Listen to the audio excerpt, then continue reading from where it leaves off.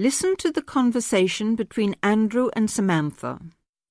Complete the summary by writing one suitable word in the numbered spaces.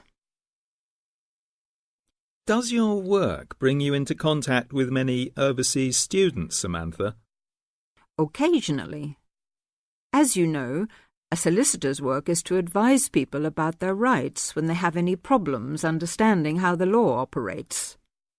They may need help because of injury to themselves or their property, if they've been attacked or robbed, for example. But these are not by any means the main problems I deal with. Really?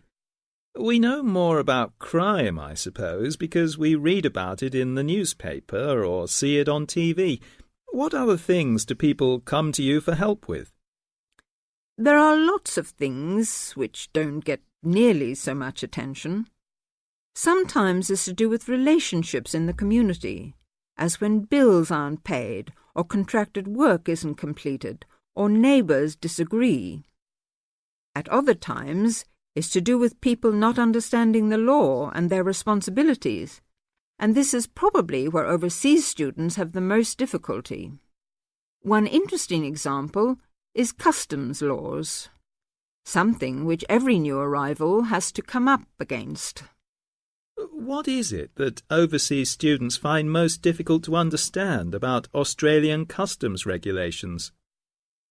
I think it's a shock to many people arriving here for the first time to find out how many things are prohibited. Everyday food items, for example. I mean, when I've been travelling overseas, I've been quite amazed at the lack of concern in some countries about food being brought in from other parts of the world without any check. You mean people arriving into other countries don't have to declare any foodstuffs at all? In some countries, there are lots of warnings about drugs and firearms, and there are usually limits on alcohol and tobacco, and perhaps perfume.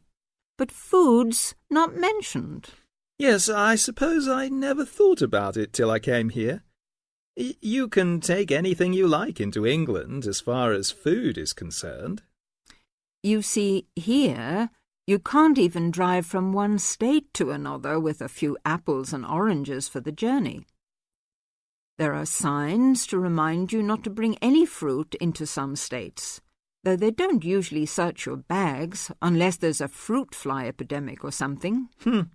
With those kinds of regulations between states, it's no wonder that they're so strict about what you can bring in from overseas.